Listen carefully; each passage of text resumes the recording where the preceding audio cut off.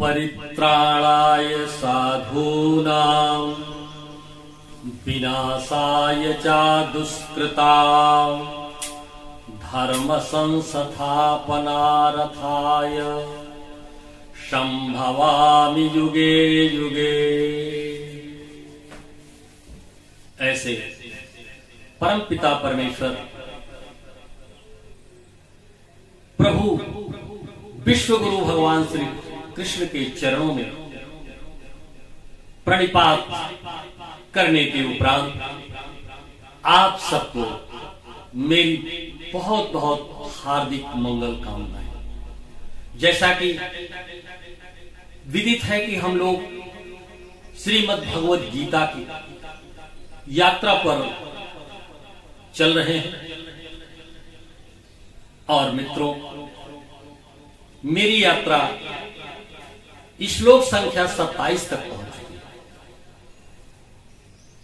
है। श्लोक संख्या 27 में हम लोगों ने संदर्भित व्याख्या की थी कि भगवान श्री कृष्ण सारथी के समक्ष किस प्रकार से अर्जुन अपने सगे संबंधियों को देख करके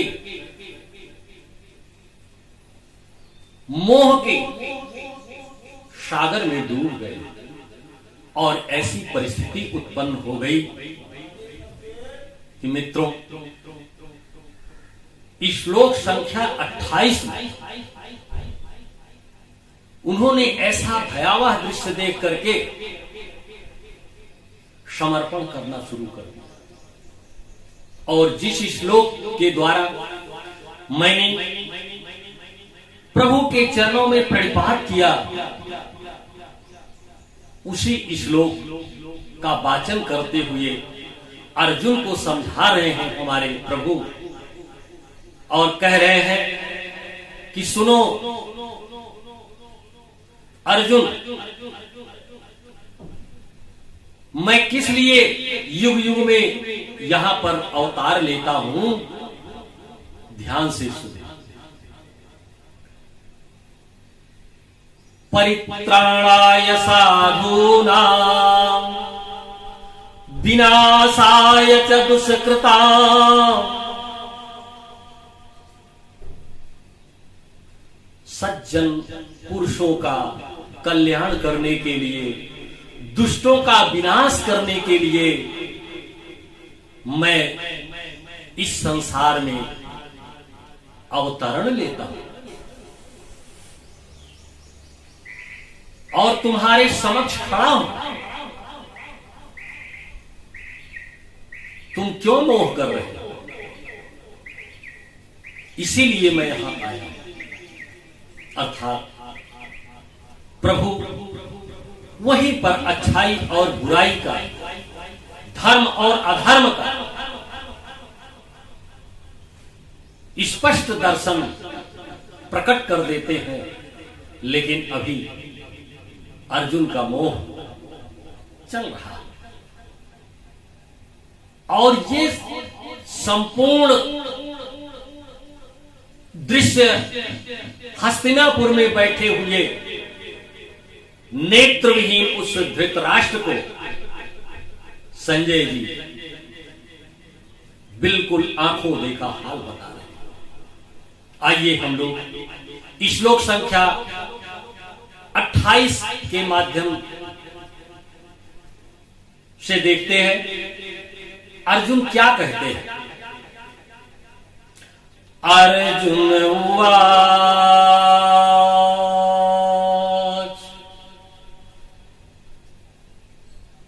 दृष्टेव मम स्वजनं कृष्ण युयुत्सं समुपस्थितम् शीदन्ति मम गात्राणि मुखं च परिशुष्यति। हे प्रभु, हे भगवान, अपने स्वजनों को देख करके, अपने सगे संबंधियों को देख करके जो मेरे समक्ष युद्ध करने की इच्छा से आए हुए हैं, मेरे शरीर के अंग अंग शिथिल हो गए, कांप रहे। ऐसी परिस्थिति में मेरा मुख भी सूख रहा है। मित्रों, ये केवल अर्जुन की समस्या नहीं है। हमारे आपकी जीवन यात्रा में पता नहीं कितने घोर संकटकालीन परिस्थितियों के युद्ध आते हैं और उन पर हम विजय कैसे प्राप्त कर सकते हैं, ये प्रभु हमको बता के गए हैं, दर्शन देकर के गए हैं कि मेरे दर्शन को समझो। हमें इस दर्शन को समझना होगा और आगे अपनी यात्रा में इस दर्शन को चरितार्थ करके व्यवहार में परिणत करके जीवन को सफल बनाना होगा और कठिन परिस्थितियों से लड़ने की क्षमता मिलेगी। वर्तमान समय में वैश्विक महामारी का जो युद्ध चल रहा है, यह युद्ध भी हमको महाभारत से कम नहीं लगता। हमें प्रेरणा लेनी चाहिए इस युद्ध में। वो लोग बधाई के पात्र हैं जो गीता से प्रेरणा लेकर के अपने कर्म पर डटे हुए हैं और जीवन की रक्षा कर रहे हैं हमारे नागरिकों की। देश के यशस्वी प्रधानमंत्री परम आदरणीय नरेंद्र मोदी जी तथा प्रदेश के लोकप्रिय युवा हृदय सम्राट माननीय योगी आदित्यनाथ जी तथा लोकप्रिय एवं जन समुदाय की पीड़ा को समझने वाले हमारे यशस्वी उप मुख्यमंत्री परम आदरणीय डॉक्टर दिनेश शर्मा जी एक मिशन से लगे हुए हैं कि हमें कोरोना जैसी वैश्विक महामारी को परास्त करना है और आगे की तैयारी भी रखनी है। कब हमें युद्ध लड़ना पड़ जाए, किस प्रकार का, ये राष्ट्र के नेतृत्व करने वाले व्यक्तित्व की क्षमता होती है जो कूट कूट करके भरी हुई है। आइए हम श्लोक संख्या 28 का वाचन करते हैं तथा उसका चिंतन करते हैं। बेपुथस्य शरीरे में रोमहर्षस्य जायते गांडीवं संत्रस्ते हस्त्वा त्वक्चैव परिदहयते। श्लोक संख्या 29 में स्पष्ट किया गया है। अर्जुन बता रहे हैं अपनी वास्तविक परिस्थिति को कि देखिए भगवान, बेपथुष्य शरीरे में मेरे शरीर में कंपन हो रहा है और मेरा रोम रोम रोमांचित हो रहा है। ऐसे गांडीवधारी अर्जुन, ऐसे महान महारथी जिनके हाथ से गांडीव नीचे आने लगा। मित्रों, वो कहते हैं कि हमारी त्वचा में जलन हो रही है, मैं कैसे युद्ध कर सकता हूं। कभी कभी दुश्मन के समक्ष खड़े होने पर जब निराशा सामने आने लगती है तो युद्ध में पराजय के संकेत मिल जाते हैं। लगता है कि अर्जुन का मोह ऐसा व्यापक हो गया है कि भगवान श्री कृष्ण बिल्कुल समझ रहे हैं उनके मोह को, क्योंकि उन्होंने जो चुनाव किया है, जिसका साथ दिया है, वो जानते हैं कि पृथा पुत्र अर्जुन कभी विचलित हो ही नहीं सकता है। उसका मोह मुझे दूर करना है।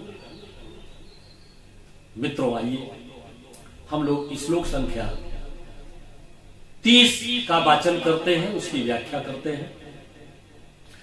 न च शक्रोम्यवस्थातुं भ्रमतीव च मे मनः निमित्तानि च पश्यामि विपरीतानि केशव। हे केशव, हे प्रभु, इस युद्ध के मैदान में मुझे खड़े होने में कठिन समस्याओं का सामना करना पड़ रहा है। मैं यहां पर खड़े होने में समर्थ नहीं हूं और मेरे मन में भ्रम उत्पन्न हो रहा है, क्योंकि जिस निमित्त मैं यहां आया हूं वो परिस्थितियां मुझको विपरीत दिखाई दे रही हैं। कैसे मैं युद्ध में विजयी हो सकता हूं? ये अर्जुन का दर्शन है, नैराश्य दर्शन है। और आशा की ज्योत समक्ष खड़ी निराशा के बादल छाए हुए उपनिषद दर्शन भी यही कहता है कि आशा आया सर्वोत्तम ज्योति, निराशा आया समुत्पापम। निराशा तो बहुत बड़ा पाप है। जो पाप के बादल कौरवों की सेना में छाए हुए थे, वो अचानक आकर के अर्जुन के समक्ष मंडराने लगे और अर्जुन भी उनकी जो देहेंद्रियां उससे वशीभूत होकर के मोह के जाल में फंस करके एक तरह से घबराने लगे, घबराहट पैदा हो गई। मित्रों, धैर्य धन में ही साथ होना, सज्जन पुरुषों का धैर्य ही धन है। अर्जुन जैसा महारथी जब घबरा रहा है तो हमारे आपके जीवन में जब इस प्रकार की झंझट बात आएगी तो हम लोग भी धैर्य से कार्य करने की प्रेरणा लें। और किससे लें? आशा या सर्वोत्तम ज्योति, आशा की सबसे उत्तम ज्योति प्रदान करने वाले, विश्व गुरु के रूप में जाने जाने वाले हमारे प्रभु आराध्य भगवान श्री कृष्ण। आइए श्लोक संख्या 31 में प्रवेश करते हैं, वाचन करते हैं और इसके बाद उसकी व्याख्या। न च श्रेयो अनुपश्यामि हत्वा स्वजनं माहवे न कांक्षे विजयं कृष्ण न च राज्यं सुखानि च। इतना धर्म संकट अर्जुन के समक्ष कि वो स्वयं विचार करने लगे कि मुझे कुछ नहीं चाहिए, मेरे सगे संबंधी चाहिए, मेरा परिवार चाहिए। मैं युद्ध के मैदान में ऐसे सगे संबंधियों को मार करके क्या प्राप्त कर लूंगा? न च श्रेयो अनुपश्यामि हत्वा स्वजनं माहवे। हवे का अर्थ युद्ध, स्वजनम माने अपने इष्ट मित्र, अपने सगे संबंधियों, अपने परिवार के लोगों को मार करके मैं अपना कोई कल्याण नहीं देखना चाहता। ये मुझे श्रेयस्कर नहीं लगता है, क्योंकि हे प्रभु, न कांक्षे विजयम, न तो मुझे विजय की आकांक्षा है और न राज्य के सुख की आकांक्षा है। मुझे किसी प्रकार का सुख नहीं चाहिए, मुझे तो अपने सगे संबंधी चाहिए। ऐसी परिस्थिति में भगवान श्री कृष्ण के समक्ष भी बहुत गूढ़ प्रश्न खड़े हो रहे हैं, लेकिन हमारे प्रभु एक क्षण में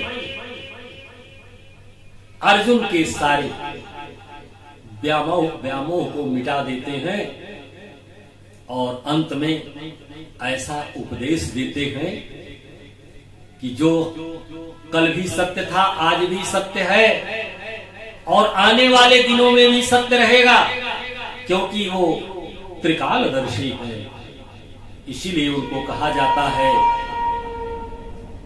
रजोजुषे जन्मनि सत्ववृत्तये स्थितौ प्रजानां प्रलये तमास्पृशे अजाय सर्ग स्थिति नाश हेतवे त्रयीमयाय त्रिगुणात्मने नमः। हमारे प्रभु आराध्य भगवान श्री कृष्ण आप सबके जीवन में जब कभी भी नैराश्य की प्रवृत्ति आए, नैराश्य के बादल छाएं, उनकी कृपा आप सबके ऊपर बनी रहे, आप सब प्रभु से जुड़े रहें, अपने जीवन को सफल बनाएं और आपका जीवन जब सफल बनेगा तो आपके परिवार का जीवन सफल बनेगा, परिवार का जीवन सफल बनेगा तो पूरे ग्राम का जीवन सफल होगा। ग्राम से तहसील बनती है, तहसील से जिला बनता है, जिले से प्रदेश बनता है, प्रदेश से देश बनता है। इस प्रकार हम छोटी सी इकाई को लेकर के समष्टि से व्यष्टि में, व्यष्टि से समष्टि में प्रवेश करने का प्रयास निरंतर करते रहें।